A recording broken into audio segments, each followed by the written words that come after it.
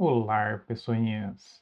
Vamos continuar então. Essa daqui é a última aula assim de conceitos que vai tudo num macarrão só, em uma linguiçona só, desde o começo de Convolutional Neural Networks até técnicas que a gente pode usar para ir melhorando um pouco o que a gente está fazendo, tá? E aí a gente tem feito alguns notebooks, então dessa vez eu já comecei com o notebook prontinho, prontinho, né? Um pedacinho dele pronto aqui, ele já está em GPU, ele já tem algumas coisas que eu tenho que importar, tá? E algumas funções aqui que eu já estava usando nas outras aulas para plotar o meu conjunto de treinamento, o meu desempenho no treinamento, etc. Então, beleza, ele já executou aqui. E aí eu queria dizer para vocês o seguinte, né? O que eu vou fazer na aula de hoje?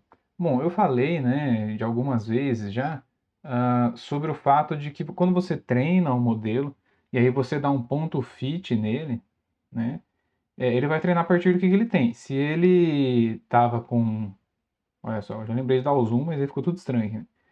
Se ele estava já com alguns pesos pré-definidos, né, então ele vai começar com aqueles pesos pré-definidos, né? Primeira vez que você dá o ponto fit, ele começa aleatório, né, mas nas próximas vezes ele vai usar os pesos que ele já usou antes. Isso é importante para o que a gente vai falar hoje, porque hoje a gente vai falar sobre transfer learning, que é justamente você ter uma rede neural treinada em um domínio e aí você simplesmente pega essa rede neural, aproveita que ela já tem aqueles pesos treinados e reutiliza no seu modelo, tá? Eu não vou começar tão direto assim nelas, tá?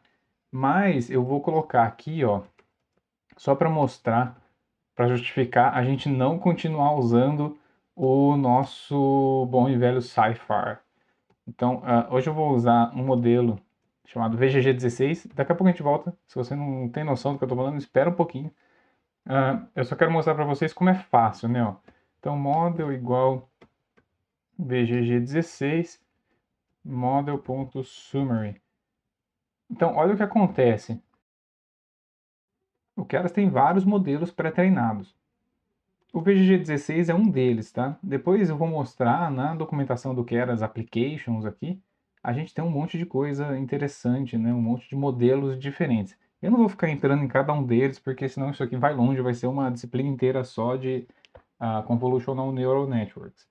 Mas o ponto aqui, ó, veja, com 3 linhas eu já consigo importar aqui um modelo, ler o modelo, colocar em memória e um summary aqui que já vai mostrar para mim. Ele faz um download aqui, tá vendo?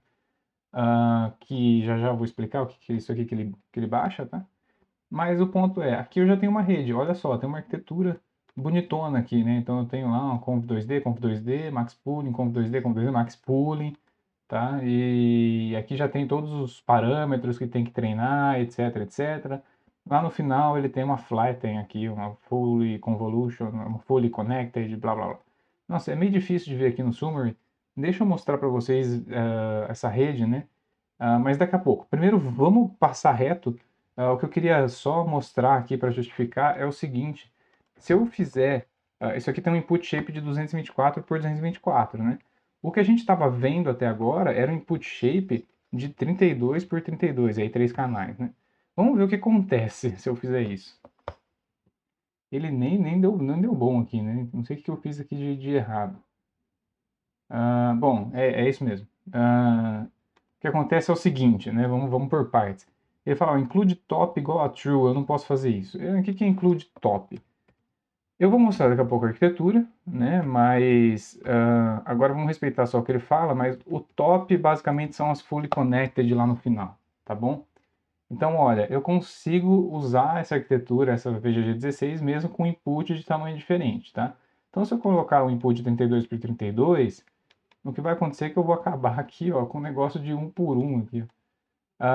E tem uma outra coisa, né? Aqui eu não tenho ainda minhas completamente conectadas, minhas densas, né?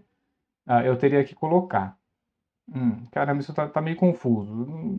Calma lá, vamos chegar. O ponto é, se eu usar esse cara em imagens 32 por 32, eu vou ter esses 1 por 1 aqui, né? 512 filtros em 1 pixel.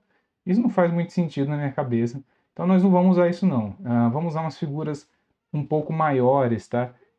Como é que a gente vai fazer isso? Bom, eu vou deixar um link para um dataset no Kaggle, Cada um fala de um jeito, todos estão certos, tá? Que é um dataset para Lego, né? Imagens de Lego.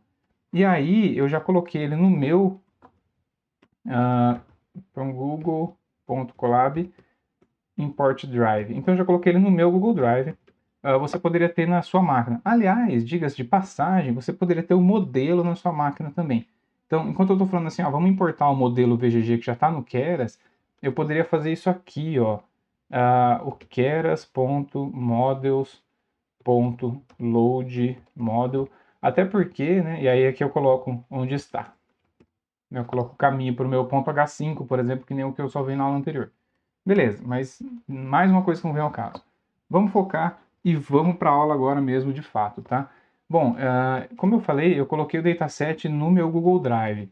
E aí eu posso simplesmente montar o meu Google Drive aqui, mas você pode estar fazendo na sua casa, você não precisa dessa parte aqui, né, do notebook. Aqui você vai ter que colocar só onde que é o caminho. Então, quando eu monto o Google Drive, eu faço aqui, ó, Content Drive. E eu já vou colocar aqui o meu dir, eu sei onde que tá isso aqui, né? É no Content Drive. No Content Drive barra My Drive barra data Lego minifigures. Beleza. O meu conjunto de dados está aqui, tá? Quando eu dou um Enter aqui, ó, ele vai tentar montar. Eu digitei alguma coisa errada, né? Colab, não. Colab. Ele vai tentar montar o meu drive, só que tá vendo, ele pede uma autorização. Então o que vai acontecer, que eu não vou mostrar aqui no vídeo, né? Quando você clica aqui, ele vai abrir uma outra janela com todas as suas contas do Gmail, se você tiver mais que uma, para você escolher qual que você quer. E ele vai falar, olha, realmente esse drive que está tentando, esse Colab que está tentando acessar seu drive, ele pode? E aí você vai dizer que sim e vai aparecer um código que você vai ter que colar aqui. Então eu cortei só para vocês não ficarem vendo quais são os meus e-mails, minhas contas, etc, né? Mas aí o que vai acontecer é que vai me dar esse código aqui. Eu vou copiar esse cara e vou colar lá, tá? E aí eu colo aqui, dou um Enter e pronto, ele vai montar o meu Drive para mim. Ele demora um pouquinho na primeira vez, tá? Mas aí depois quando você tenta montar de novo, ele fala, já está montado, fechou, tá? Agora eu vou fazer o seguinte, o meu dataset, se vocês já olharem lá no Kaggle, vocês vão ver que tem 3 CSVs, né? Dizendo quais que são as imagens, etc. Então eu vou importar o Pandas aqui para ler eles, tá?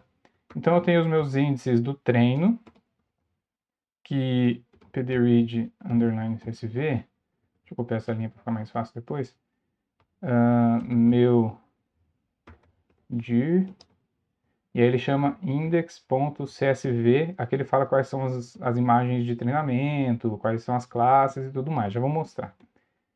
Ele é separado treino-teste, tá? Não tem validação, mas eu vou separar a validação depois. Então, teste index é igual ao teste.csv. Tem um metadado lá que eu não vou usar muito, eu vou usar só para mostrar para vocês o que é o conjunto de dados. Então, metadata, e aqui eu vou chamar de metadata também, metadata. Beleza? E aí ele vai ler esses caras e eu já quero mostrar para vocês, então, como é que é a carinha do como está o meu conjunto de dados. Então ele está assim, né? Eu não vou ensinar como usar pandas, eu estou imaginando que vocês chegaram aqui já, pelo menos tendo uma ideia, tá? Então assim, eu li meu CSV e meu CSV é assim, ó, tem lá a pasta a partir daqui, né, do meu dir, Marvel 001.jpg, a class ID dele é 1. Então todo mundo está dentro dessa pastinha 001, class ID é 1. Se eu colocar um tail aqui, só para mostrar como que tá no final, né? Primeiro que vocês vão ver que tá ordenado, tá? Todo mundo da mesma classe, tá tudo agrupado.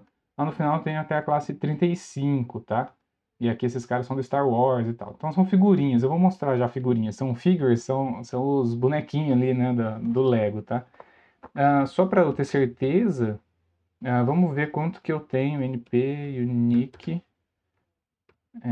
pera lá, train.dx, deixar esse train index aqui salvo, né? E eu tenho class ID.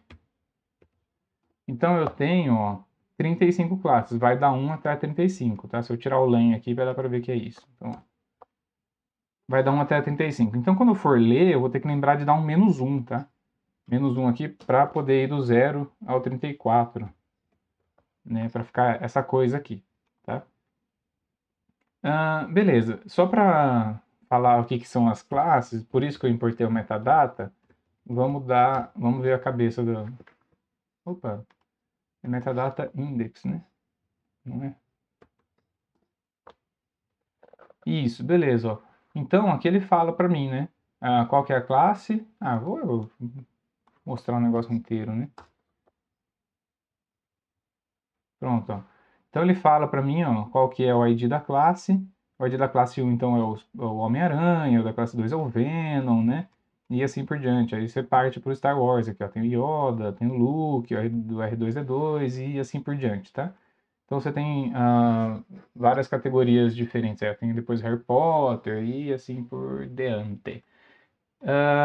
Eu já vi gente mexendo com esse dataset juntando umas classes, tá? Que eu não sei exatamente, mas aqui tem esse Spider-Man aqui e tem esse outro Spider-Man, mas eles são de séries diferentes. Então esse é do Spider-Man versus Venom, enfim, tem gente que junta, tá? Eu não vou juntar não. Vou deixar até um pouco mais difícil o problema aqui. Então vamos continuar aqui. Só vou fazer uma coisa que eu vou colocar. Então essas classes não vai me servir para nada lá na minha classificação, tá? Mas eu quero dar um merge aqui do train index, só para mostrar para vocês com o metadata index. Eu quero uma lista de listas. Então eu quero pegar o class ID e tá com mini, que é isso aqui, ó, como que é? Minifigure ID, minifigure name, minifigure name, onde, né? Class ID. Já vou mostrar o que esse cara tá fazendo, tá? Então só para mostrar aqui, então train index.head.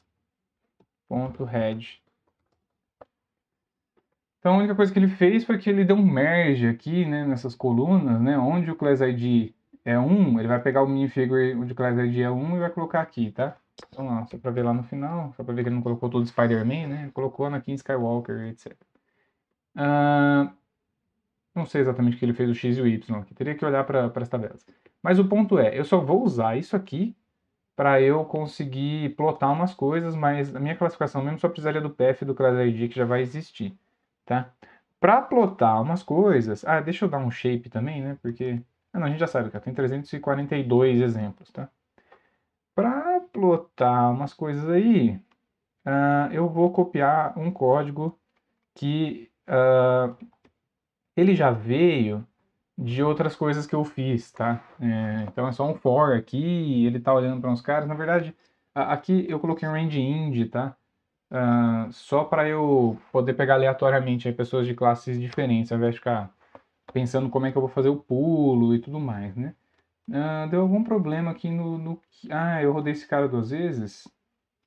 Eu fiz besteira, né? Então deixa eu voltar, que o Diego da edição vai cortar, porque eu rodei esse cara 2 vezes ao invés de rodar só o tail aqui. Esse é o problema de notebooks, né? Eu acabei rodando a célula inteira. Então volta aqui.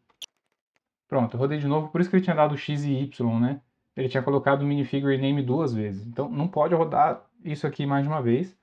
Agora sim, deixa eu fazer os plots. Então é isso, ó, ele demora um pouco, porque ele vai lendo a imagem, plotando, lê a imagem, plota, lê a imagem, plota, né? Mas aqui, ó, tem o Mandalorian, que é da classe 11, tá? Então esse daqui é o meu dataset. São essas imagens. Então, o que são as imagens? Eu pego lá o figure de Lego, né? Do Outrider aqui e tal, da Viúva Negra, mas percebe, as fotos, o personagem está de lado, às vezes está de frente, mas mais do que isso, né? Às vezes está na moto, ó, é a mesma Viúva Negra, essas duas aqui, né? Às vezes está segurando alguma coisa e assim por diante. Tem um Yoda segurando uma cenoura, que eu acho até engraçado. Mas beleza. O ponto aqui é, tem foto que tá perto, tem foto que tá longe, tem foto que o bonequinho tá aqui embaixo, tem foto que ele tá lá em cima.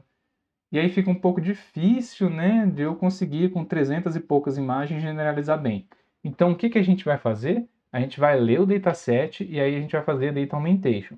Aqui já fica a minha dica extraoficial, que eu vou dizer, mas não vou usar, que se você usar o Image Generator do Keras, então, Image Data Generator, aliás, né? Você consegue fazer Data Augmentation na leitura já das figuras. né? Você lê as figuras e ele já seta que você vai colocar data augmentation ali. Procurem pela documentação disso. Eu não vou usar porque vai sair muito do foco, tá? O que eu vou fazer é a leitura direto aqui, ó. Vou fazer um extreme do jeito mais simples, tá? Eu vou começar então vou começar com zeros, tá? Então eu vou ter um conjunto de dados que todo mundo é zero. E qual que é o tamanho disso? Train index shape 0, né? Ou seja, é um número de linhas, ponto shape. E aí eu vou definir o tamanho que eu quiser da imagem. Elas são 512 por 512, como vocês podem ver nos plots aqui. Mas eu vou fazer 224 por 224, só para dizer que eu estou usando o mesmo input lá que aquela VGG que a gente já viu ali em cima. Preciso fazer isso? Não, mas aí daqui a pouco eu vou mostrar para vocês, tá? Então, deixa eu fazer aqui em range, e em range, tá difícil a digitação aqui hoje, né? Eu vou pegar então, para todo mundo aqui do meu index, né? O que eu vou fazer? Eu vou aproveitar esse image aqui, ó. Eu vou ler, tá? O carinha, eu vou converter as cores aqui.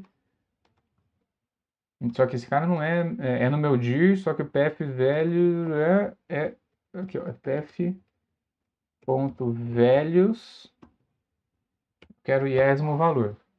Beleza. E aí eu converto isso aqui. Mas eu quero dar um resize, né? Porque, vamos lá, CV2, eu poderia ler com 512, mas vai dar problema de memória. E além disso, né, vamos colocar o image aqui. E além disso, aqui eu tenho colocado em 24. Beleza. Além disso, é sempre bom dar resize, porque nem sempre você vai ter um conjunto de dados, quase nunca, na verdade, tão bonitinho quanto esse aqui, que todo mundo é do mesmo tamanho e tal, né? Às vezes você tem um cara que tá retrato e o outro tá em paisagem, etc. Se você desse resize, por mais que ele distorça, ele vai ficar todo mundo do mesmo tamanho, né? Que é um requerimento ali para minha rede neural convolucional. E aí também eu vou fazer o seguinte, né? Eu vou pegar esse string da posição i, vai ser essa imagem minha aqui, ó.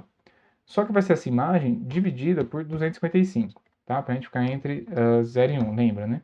Então, agora o y do treino, o y são os rótulos, né?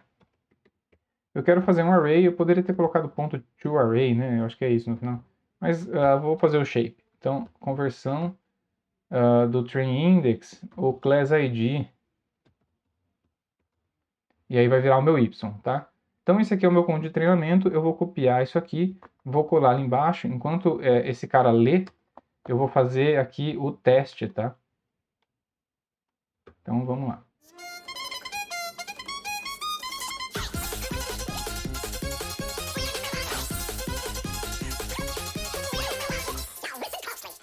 Beleza, já rodou aqui? Já, né? A primeira vez ele demora bastante, tá? Porque, principalmente quando você está fazendo assim no Drive, porque essa questão de montar e etc. tem um overhead bem grande, tá?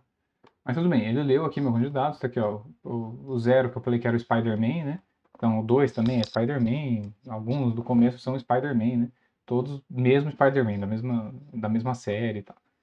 E aqui, ó, então tem 342 imagens, 224 por 224 no treino e 70 no teste, tá? Vamos só para ver o teste aqui, ó. O teste tem essas classes aqui, tem todas as classes, tá? Eu acho, não tenho certeza absoluta, mas enfim, tem bastante coisa diferente aqui. Vamos fazer o seguinte, eu falei, não vai dar para não usar data augmentation aqui, né? Então, vamos usar um data augmentation. Deixa eu deixar o notebook um pouco mais bonitinho. E aí o que eu vou fazer é usar aquele imgalg, né? Vamos instalar ele. E aí eu estou copiando aqui porque isso aqui veio do notebook da outra aula, né? Da aula anterior que eu ensinei o que significa fazer data augmentation. Eu acho que eu tirei algumas coisas. Não tirei nada. O que eu fiz só foi colocar esse random state, eu tirei o shear. O shear é um negócio que faz quadrado virar paralelogramo, né? Não é exatamente isso, mas mais ou menos, tá? E eu coloquei esse random state. Por quê? Porque eu quero que ele faça todo o mesmo transformation para as várias coisas que eu vou testar aqui na aula de hoje, tá? Então vamos deixar esse cara aqui. E aí agora eu vou copiar uma coisa que está no outro notebook, que é para eu fazer a divisão treino-validação. Então eu uso o train test split, mas eu já expliquei. Como eu passo o treino, então o que seria um teste do treino é uma validação, tá? Não é bem isso, isso é grosseiro, mas olha a aula passada se você não sabe do que eu estou falando. Então tá, só que tem um erro aqui que eu reparei depois, que eu não posso usar o train index shape 0 para delimitar o meu escopo aqui, né? Eu tenho que colocar aqui, ó, meu escopo, o tamanho do meu treino depois que eu fiz o split. Esse aqui era o tamanho do meu treino antes do split, tá? Para eu não aumentar o meu aumentado. Eu também discuti sobre isso quando eu expliquei o Data Augmentation. Então, depois que eu fiz o meu split treino teste, então o meu escopo é esse tamanho aqui, né? Então eu vou rodar aqui, vai demorar um pouquinho, vou acelerar, vamos ver o que acontece. Beleza, terminou. Aquele cara que era 334, se eu não me engano, aqui virou 1638. O meu teste continua lá, tá? Ah, mas na verdade, ó, o val não era nem 334, né? Porque agora eu dei uma validação ali, eu tirei 20% para validação, tá? Então era 334 menos esse 69 aqui. Vamos só olhar uma figura aqui, então plt.imshow, colocar essa figura 0. Então, beleza, essa daqui é uma figura original, tá? Daquela mulher lá do Mandalorian, que eu não lembro o nome. E aí vamos pegar uma 330. Na verdade, vamos fazer o meu escopo. Então, essa daqui é a mesma figura, mesmo que a 0, né? Só que ela teve um shift aí, transladou, enfim, né? Deu uma girada. Vamos ver o 1 aqui. Então é esse Homem-Aranha nessa coisa aí, que deve ser do Duende Verde. Então aqui é o meu escopo mais 1, só para ver como é que fica. Então é só para relembrar, né? A gente já sabe o que é Data Augmentation, não precisava ficar mostrando muito, não. Mas é isso que ele está fazendo, tá? Por mais que ele corte aqui, na verdade ele vai ajudar. Se tiver na dúvida, testa em casa para ver se ele melhora ou não, tá? Agora mais uma coisa que eu vou copiar de um outro notebook para vocês aí não ficarem vendo eu digitar tudo de novo, né? Então, modelo aqui, ó, eu copiei e colei. Então, é aquela mesma rede neural que eu estava fazendo antes, com a diferença de que o input shape eu coloquei que é 224, tá? O pool size eu tirei o parâmetro de strides e eu acho que é só isso. Então, isso aqui é a minha função para eu definir o meu modelo, né? Uma vez que eu tenho isso, então eu venho aqui, dou um model. Ah, não, deixa eu colocar os meus callbacks aqui também, né? Meus callbacks aqui. Isso aqui também é de copiar de outro lugar. Então isso aqui também foi exatamente o que eu usei anteriormente. Eu diminui um pouco o mínimo do learning rate aqui. E só. Então vamos lá. Então meu modelo é igual o def model. Então essa função que eu já defini aqui. Não preciso passar nada. Aí eu vou colocar um random set, como é que era? Set seed 42 para fazer o meu treinamento, né? Então vamos lá, history é igual a model.fit e vamos colocar tudo de novo, né? A gente já fez isso algumas vezes, então o x é o x train, o meu y, né, que é os rótulos esperados, é o meu y train. Opa, beleza. A minha validação, então eu coloco validation data, eu tenho que passar uma tupla aqui, que é o x de validação e o y de validação. O que mais que eu coloco? Eu vou colocar um batch size bem pequeno aqui, porque esse dataset ele é pequeno, enfim. Colocar um batch size muito grande não estava dando muito certo. Não. Validation data eu já coloquei, né? Callbacks igual a meus callbacks. O que mais que eu preciso colocar? Épocas, né? Épocas eu vou colocar 25 de novo, era isso que eu estava colocando na aula anterior, né? Então vou dar um Ctrl Enter e o Diego vai acelerar. Bom, eu fiz alguma besteira aqui, né? Porque olha que a loss function está dando um none, né? Então, vamos cortar o vídeo aqui até eu achar e eu volto explicando qual foi a besteira que eu fiz. Eu achei a besteira, né? Eu falei de colocar o -1 aqui, ó, nas classes, né? Mas não coloquei. Pode ser fora, pode ser dentro aqui. Eu acho que tanto faz, tá? Então vou executar tudo de novo aqui, né? Ler as figuras e tudo mais. Então, cadê? Aqui era o treinamento e ali era o teste.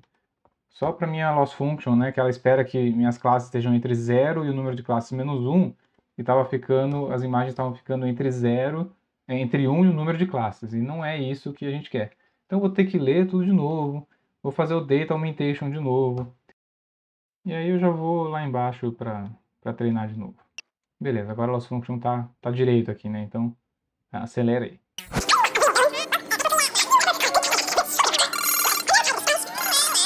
Bom, eu esqueci de voltar aqui e mostrar que realmente, né, as figuras, a ordem fica igualzinha e etc, né, com setando os random states, etc.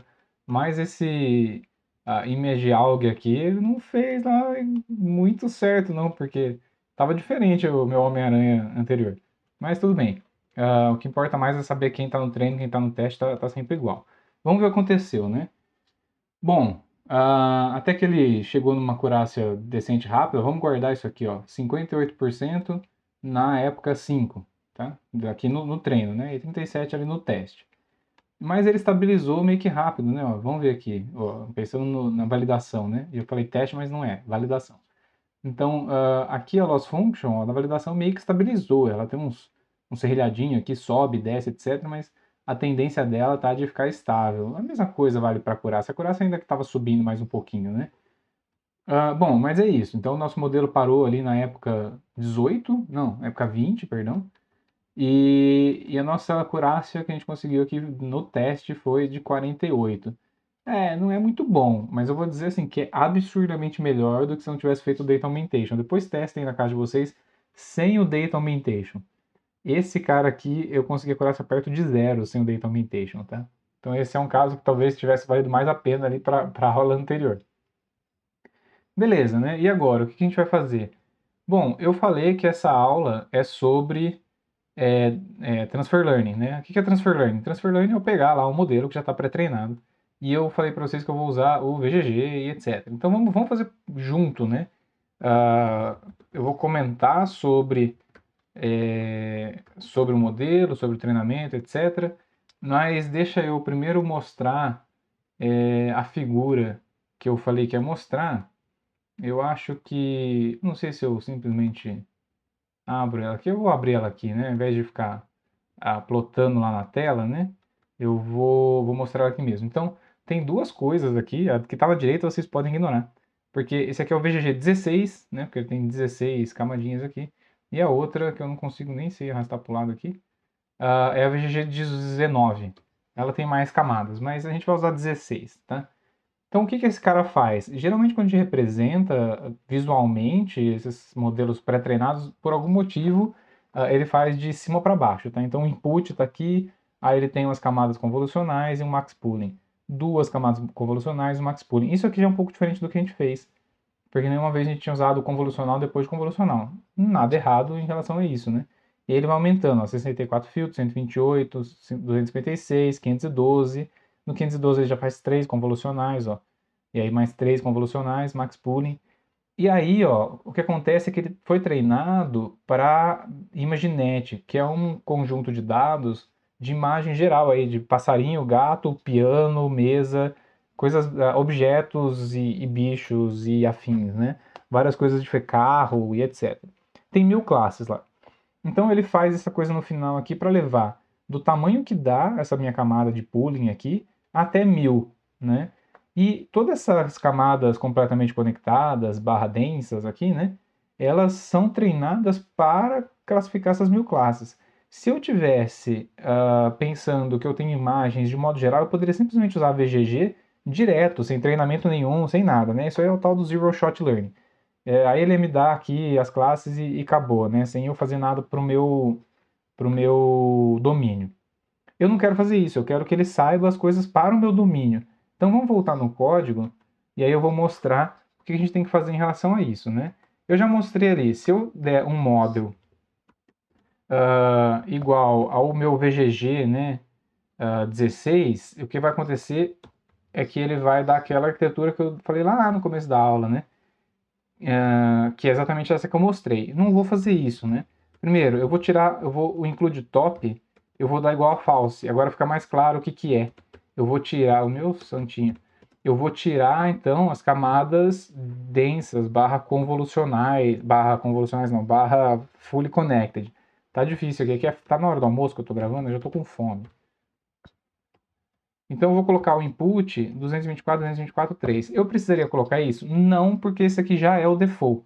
Mas eu estou pondo de propósito para mostrar o seguinte: se eu tivesse lido as imagens originais, eu poderia muito bem colocar 512, 512 aqui, tá? Porque não faz diferença. Os pesos aprendidos das convoluções vão continuar sendo aqueles. A diferença é que a convolução vai ser um pouco maior, né? Ela vai deslizar um pouco mais, vai ser uma janela que vai deslizar mais ali, porque tem mais pixels. Mas eu fiz 224 por conveniências gerais, inclusive aí de memória. Uma coisa que eu posso fazer, que eu vou deixar só como exemplo, é esse weights igual a none aqui. O que ele vai fazer para mim é que ele vai ler a VGG, só que ele vai começar aleatoriamente, os meus pesos completamente aleatórios. O que acontece quando eu faço isso, né? Eu estou usando aquela mesma arquitetura, mas sem aqueles pesos treinados. Às vezes isso é conveniente, porque aquela arquitetura pode ser boa, mas existem críticas para transfer learning, né? De eu usar uma rede, por exemplo, que foi treinada lá na ImageNet. Deixa eu dar mais um aqui, nem tanto. É uma rede que foi treinada lá na ImageNet para depois usar para detecção de câncer de mama, sabe? Não tem nada a ver uma coisa com a outra. Então, você pode até usar a arquitetura fazendo isso, mas aí os pesos não tem a ver, detectar passarinho com detectar câncer, né? Não funciona lá muito bem, mas enfim. Para você não ter que definir arquitetura, você pode fazer isso aqui. Testa depois vocês em casa fazendo isso aqui, o weights none, tá? Mas eu já vou adiantar, não dá bom, né? Mas vamos colocar o que mais que eu tenho que fazer aqui. Eu vou setar novas camadas, aí eu vou ter que fazer as camadas de saída agora, tá? Flatten, eu dei import no flatten lá em cima? Dei import no flatten aqui em cima, né? Então, eu vou primeiro dar um flatten no que está vindo para mim aqui do VGG. O que está vindo para mim do VGG? É models.layers, isso é legal, eu consigo acessar todas as camadas, tá? E eu quero a última camada e o output dela. Então esse negócio que eu fiz de colocar entre parênteses aqui na frente é como se eu estivesse fazendo um sequential. Ao invés de dar o ponto add lá, eu posso fazer isso aqui, ó. Né? Aí significa de onde eu estou vindo. Isso aqui é muito mais flexível do que o sequential. Até porque eu posso fazer umas redes que eu tenho mais de um fluxo diferente, depois eu dou um merge nelas, enfim. Assim é legal. Vocês vão entender nas próximas coisas que eu colocar, né? Depois do flatten, eu quero colocar umas densas ali, parecidas com as que eu já coloquei lá em cima. Então vem aqui dense, era 1024 a minha primeira, era com ativação relu, então eu estou copiando igual eu fiz na minha rede anterior, aquela que eu já rodei, tá? E qual que é o input dela? É o meu outlayers, que estava vindo até agora, né? Vamos lá, então eu vou copiar isso aqui e vou dar agora um dropout. Estava dando um dropout de 33%, vou dar o dropout de 33% aqui. E aí eu tinha mais camadas desse daqui, né? Então eu tinha outra camada densa, 256 unidades, neurônios, e também tinha dropout, né? E aí depois eu ainda tinha uma camada densa para um número de classes que são 35, né? E aí a Kitivation aqui, a Kitivation, né? É softmax, beleza? E daí? Agora eu tenho duas coisas separadas. Eu tenho esse model e eu tenho esse outlayers, né? Eu tenho que fazer algo que conecte uma coisa na outra. Para isso, eu posso sobrescrever aqui o meu model, tá? Eu chamo aqui a classe modelo e eu falo que os inputs, né, eles vêm do model. Então, model.inputs. E aí depois ele vai seguir, né, até o outputs, outputs,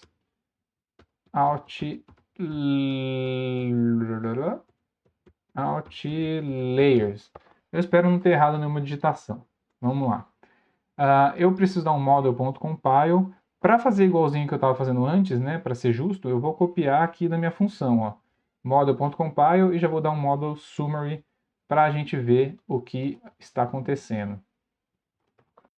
Bom, deu um erro aqui porque eu coloquei o ponto output dentro das chaves aqui e não é fora, né? Então vamos ver de novo. Aí agora deu um erro porque o que eu estou fazendo aqui, né? Não sei, deixa eu pensar. O meu include top é false e o meu input shape eu não sei o que aconteceu ali. Faltou um igual. Não tinha visto. Beleza. VGG is not defined. Por que que is not defined? Porque é VGG 16. Quem sabe erra ao vivo. Models is not defined. Gente do céu, hein? Tá difícil a coisa aqui. Aí, depois de um vai e vem aqui de erro, consegui fazer minha rede neural finalmente. Aqui, então é aquilo que eu estava falando antes, né? Tem a VGG aqui, inclusive os nomes das camadas aqui, ó. Você pode acessar pelos nomes das camadas. Eu nunca falei isso, né? Mas as camadas aqui você pode dar um nome para elas, tá? Ó, tem algum parâmetro que eu acho que é name mesmo, tá? Eu não costumo usar, não.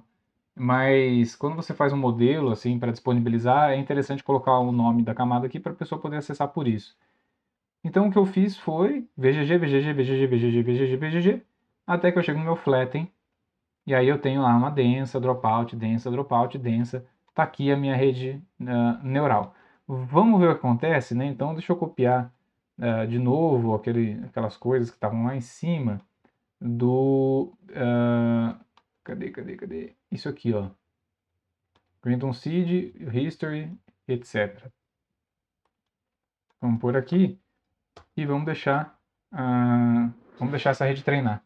E vamos ver o que acontece. Tá? Eu já vou colocando outros códigos aqui para baixo, mas vou acelerar o vídeo.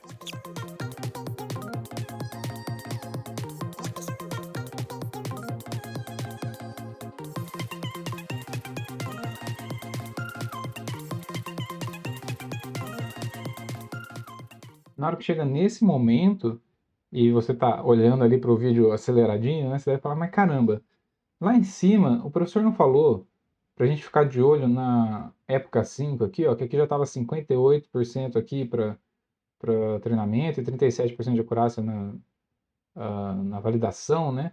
Olha essa loss function aqui de 1.36.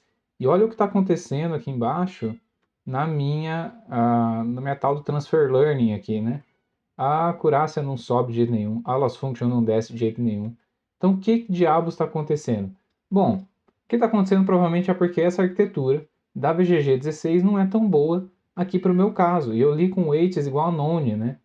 Então, o que eu posso fazer, né? Isso aqui não é transfer learning ainda, esse que é o ponto, né? Mas então, o que eu posso fazer? Eu posso usar os pesos da rede neural VGG 16 como eles foram treinados. Então, eu vou parar isso aqui, porque isso aqui de fato não vai para lugar nenhum, tá? E aí eu vou mostrar como que faz o transfer learning para valer. Primeira coisa, eu tiro esse weights daqui, beleza? Então aqui ele já vai ler a rede neural com os pesos bonitinhos treinados, tá? Uma vantagem de fazer o transfer learning é que eu posso simplesmente congelar as minhas camadas, especialmente as camadas convolucionais. Congelar significa eu não vou passar o backpropagation nelas, eu não vou mudar nada, né? Como é que eu faço isso? Bom, eu vou assim, para cada camada no meu modelo, que é o VGG 16, né? Ponto layers, eu vou até a última. Então, na verdade, eu poderia fazer só isso aqui, né? Ou eu poderia fazer, eu vou até -2, só para dar exemplo, né? Então, eu vou até a penúltima camada e vou deixar a última só dar uma treinadinha ali, né? Como é que eu faço isso? Todas essas camadas que eu passei, eu vou colocar, você tá o trainable, vamos ver se ele pega, não pega porque ele não sabe o que é layer, né? Mas eu vou colocar o trainable delas igual a false. Isso significa que eu não vou treinar, ou seja, meu backpropagation não vai passar ali, os pesos, os valores ali dos meus filtros não vão mudar. Vamos ver o que acontece se eu fizer isso, né? Bom, primeiro deixa eu ver se eu não errei nada. Ctrl Enter aqui, tá, aqui, beleza, meu modelo lindão. Agora vamos lá ver se isso aqui vai executar e vai ser bom pra gente.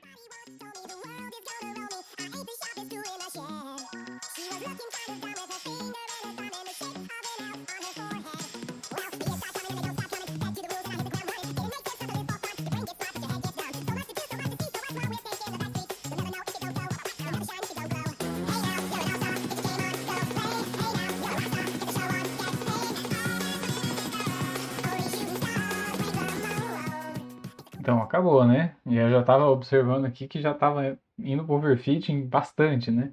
Mas vamos focar naquela época 5 que sem querer foi a melhor época aqui no fim das contas, né? Olha então aqui já na época 5 já chegou em 84 no treino e 50% na validação. Então veja como que já foi muito melhor, né? Usando pesos que já estavam treinados, mesmo que tenha sido num ambiente que não tem muito a ver, né? Bom, acontece que, ok, chegou até rápido demais aí onde eu queria, né, num ponto interessante, depois foi se perdendo. Então, tem questões de overfitting que podem ser tratadas de maneiras diferentes aqui, mas olha, a acurácia no teste aqui, ó, já foi de 60%. Então foi muito melhor aqui, ó, que estava 48, tá? Agora tem uma coisa, um último conceito da aula de hoje, eu vou mudar aqui na própria. Não, eu vou copiar e colar, vou fazer de novo, tá? Então eu vou colocar esse cara aqui para baixo, ó. E aí eu vou dar um último conceito, que é o conceito de fine tuning. Então eu falei para vocês, olha, eu estou congelando aqui as camadas, ainda que eu fiz até -2, né? Mas existe o conceito de fine tuning, que é basicamente você pegar uma rede pré-treinada em outro domínio, etc., fazer transfer learning, com a diferença de que em vez de você congelar todo mundo, você congela só um pouquinho, só umas camadinhas ou outra. Ou então você não congelar absolutamente nada, né? Seria basicamente eu pegar e tirar isso aqui. O que significa então fazer o tal do fine tuning? O fine tuning significa deixar treinar os meus filtros ali que eu passo com convoluções, etc., específico para o meu domínio. O que vai acontecer? Vai demorar muito mais o treinamento, tá? Então, aqui, como a rede neural já é um pouquinho grande, né? Eu estava demorando aqui quase 50 segundos, né? Quase um minuto, para cada época diferente daquela minha rede neural pequenininha que eu tinha feito antes, que era 6 segundos, tá? Mas não tem nem o que ver, porque aqui o número de total de parâmetros é 672 mil, e no meu aqui é 40 milhões, tá? Não tem nem comparação. E aqui vai ser um pouquinho pior, porque ele vai ter que treinar todo mundo. Vamos ver o que acontece, tá? Então, isso aqui, de novo, estou fazendo o tal do fine tuning, que é fazer o transfer learning usando todas as camadas aí, treinando todas elas, né? Fine tuning não necessariamente precisa ser todas, mas pelo menos uma boa parte delas. Então vamos lá. Então isso aqui basicamente é adaptar a rede neural ao meu modelo. Opa, fiz besteira, copiei a parte errada. Eu tenho que copiar a parte do fit aqui, né? Então, cadê? Esse cara aqui, ó. Então, a gente coloca mais um código aqui no meio, ó. Põe o fit e depois já deixa ele plotar o history ali embaixo, tá? Então vamos lá, vamos ver o que acontece. Se vale a pena, para esse conjunto de dados especificamente, eu fazer o fine tuning da rede toda. Eu sinceramente acho que não. Mas eu vou deixar, e eu não fiz o teste mesmo, de fato. Mas eu vou deixar para vocês de casa testarem várias coisas, tá? Enquanto roda aqui, eu já vou falando aí exercício, né? Exercício é, brinca com isso aqui de congelar mais camadas, menos camadas. Dá uma olhada na documentação do Keras, do Keras Applications. Então tá aqui, ó. Olha olha a quantidade de modelos pré-treinados que esse cara tem. Se você quer ir a fundo aqui, se você quer brincar de treinar ou você vai fazer profissionalmente, né? A classificação de imagens, então você pode olhar para os artigos que propõem essas redes e ver o que as redes fazem, tá? Então eu mostrei a VGG que é a mais simples, mas eu vou pular algumas coisas, a ResNet, né, tem residuais, então tem algumas arestas aí que pulam camadas, tá? Não vou entrar em detalhe agora, porque não é para a gente aprofundar nisso, mas isso é bem legal. Então tem bastante coisa. E olha os tamanhos aqui, ó, das redes variam muito, né? Então essa aqui tem 200, olha essa aqui, né, o Inception. A Inception tem 55 milhões de parâmetros ali, então 512 profundidades, né, camadas. É bem diferente, tá? E vamos ver então o que está acontecendo aqui com a nossa rede nesse meio tempo. Tá na época 1, então vamos acelerar aí.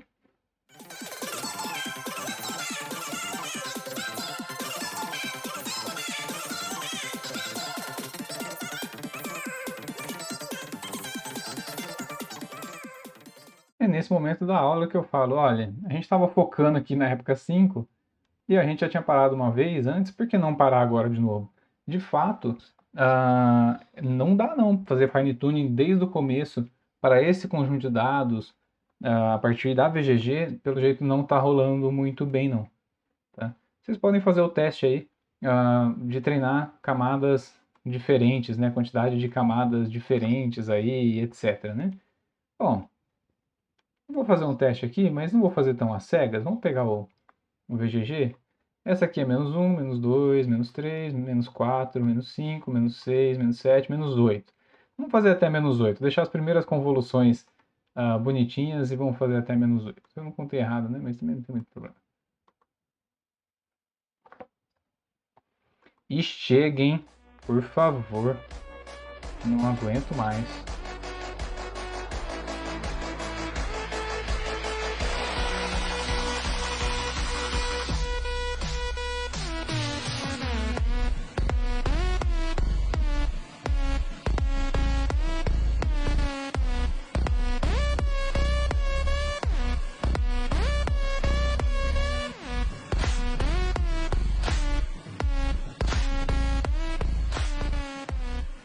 Tá bom, vai. Eu admito que a gente vai ter que acabar essa aula com um clima de derrota, porque não vai. Eu já tentei colocar diferentes partes aqui, né, dos trainable e etc, né? Coloquei -8, -5, -3. Não tem jeito, -2 é a melhor de todas, né? Eu tentei até reiniciar tudo e ler tudo de novo, o conjunto de dados, para ver se tinha dado algum problema no conjunto nesse meio tempo. Não adianta.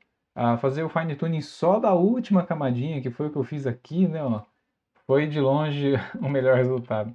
Então, o que fica aí é, nem sempre fine tune é a melhor opção, às vezes é, tá? Nesse caso aqui não foi.